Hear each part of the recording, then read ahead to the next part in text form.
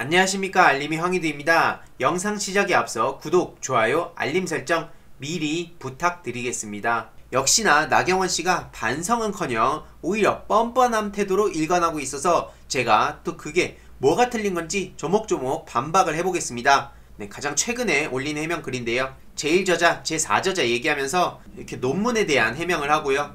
또 나경원 서울대 부탁 세 단어로 혼이 났는데 억울하다는 얘기하고 있고요. 고등학생이 과학경진대회에 도전해보고 싶다고 얘기를 해서 그걸 도와줬을 뿐이다. 엄마의 마음으로 한 거다. 그리고 아들 과학실험 열심히 했다. 이런 얘기들을 이렇게 해명을 구구절절 한 건데요. 심지어 6년 전 그 여름에 나경원으로 돌아간다면 어떤 선택을 했을까? 이런 얘기까지 합니다. 그래서 제가 페이스북에도 이걸 직접 반박을 하는 글을 올리기도 했는데요. 일단 이 해명글을 올린 걸 봤을 때 쭉 보면서 요즘 청년들의 공정 기준이 어디에 있는지 전혀 모르는구나. 이런 생각이 들었습니다. 아니면 그냥 청년들을 대놓고 무시하고 가겠다던가 둘 중 하나죠. 아니면 아들을 도와주고 싶은 마음은 가질 수 있습니다. 부모로서 당연한 거죠.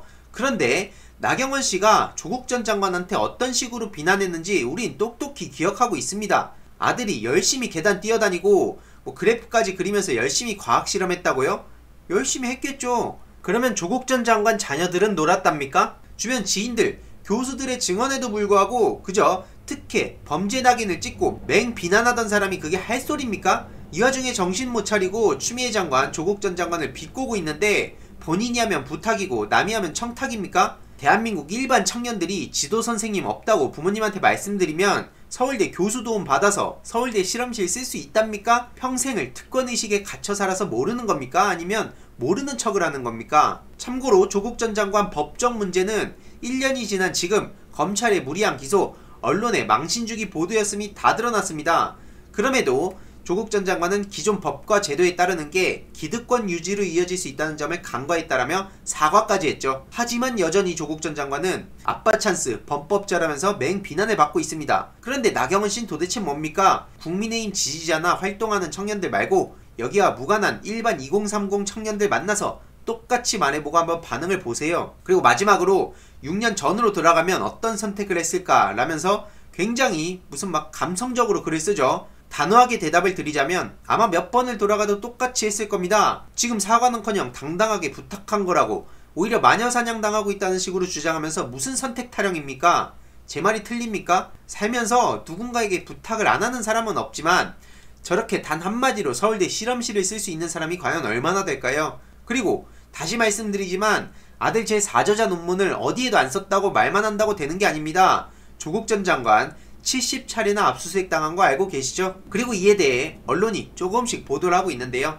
엄마로서 뭐라도 해주고 싶었던 거다. 반응은 역시나 엄마로서 뭐라도 해주고 싶어서 조국 부인은 그토록 씹었고 당신은 모정이고, 실제로 추미애 법무부 장관도 아들이 아파가지고 군대 휴가 쓴 거 가지고도 그렇게 엄마 찬스 타령하고 있는데 이게 비교도 안 되는 사안이죠. 그런데도 저렇게 뻔뻔하게 청탁이 아니라 부탁 타령하고 있습니다. 아니 무슨 랩 라인도 아니고 주어 없음에 이어서 이제는 청탁도 아니고 부탁, 레전드로 남을 것 같습니다. 본인이 하면 부탁이고 남이 하면 다 청탁입니까? 앞서 말씀드렸듯이 추미애 장관 그리고 조국 전 장관을 우회해서 저격하기도 했는데요. 네티즌들 반응 또한 이 사건 본질 자체가 다르고 서울대 학생들 뭐하냐, 조국 전 장관 땐 그렇게 분노하더니 특히 이건 청년층을 완전히 자극하는 겁니다. 실제로 황당하단 반응을 보이고 있죠. 당연한 겁니다.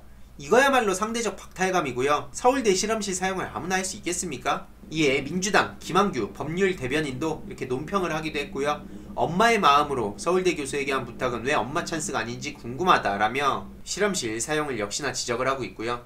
또 아들 부당한 특혜에 대해서 진심으로 먼저 사과부터 하라는 겁니다. 그게 올바른 선택이라고 뼈를 때리고 있죠. 그리고 참 선택의 기준이 희한한 건 또 있었습니다. 윤석열 아파트 무단 침입한 취재진 3명 검찰에 송치했다, 이런 소식인데요. 인터넷 언론사 기자라고 하는데 서울의 소리죠. 일부 기소 의견, 일부 불기소 의견으로 검찰에 송치됐다는 소식이 전해진 겁니다. 이들에 대해서는 업무방해와 주거침입 혐의로 경찰에 고발했다고 하는데 바로 떠오르는 게 뭡니까? 추미애 법무부 장관이죠. 법무부 장관 뻗치기 기자 사진 찍는 건 대단히 잘못된 거고, 검찰총장 아파트 주차장에 기자가 들어가면 그건 검찰에 송치되고, 이게 말도 안 되는 겁니다 진짜. 추미애 장관 사생활 침해한 기자는 초상권 명예운운하면서 어떻게 윤석열 취재할 아파트 주차장에 간 건 불법 침입이 되는 겁니까? 심지어 조국 전 장관 따님 그 TV조선 정민진 기사 기억나시죠? 이렇게 추미애 장관 이로 인해서 고발까지 당했죠. 기자 얼굴 찍어 올렸다 역공이라면서 명예훼손으로 고발까지 했는데 역시나 법세련입니다. 하지만 네티즌들 또한 기자는 특권층이냐? 뭐 이런 반응들을 분노하는 모습들을 보이고 있고요. 조국 전 장관 집 앞에서 저렇게 웃던 기자들의 모습 절대 잊을 수 없습니다. 아무튼 이것만 보더라도 지금 이 공정의 기준이 얼마나 차이가 나는지, 나경원, 윤석열을 향해서는 어떻게 저렇게 선택적으로 판단을 하는지 도무지 이해가 안 가고요. 유튜브가 없었더라면 이런 걸 다 덮고 숨기고 뭐 다른 이슈로 이걸 덮어버릴 수 있었겠지만, 유튜브가 생겨난 마당에 저들이 하는 짓은 이제 날 같다고 밖에 볼 수 없습니다. 아무튼 그래서 꾸준히 나경원, 윤석열에 대해선 특히나 목소리를 낼 예정이고요. 이번 내용도 유익했다면 구독, 좋아요, 알림 설정, 멤버십 가입도 정말 감사드리고요. 이 중요한 소식도 주위에 널리 공유 부탁드리겠습니다.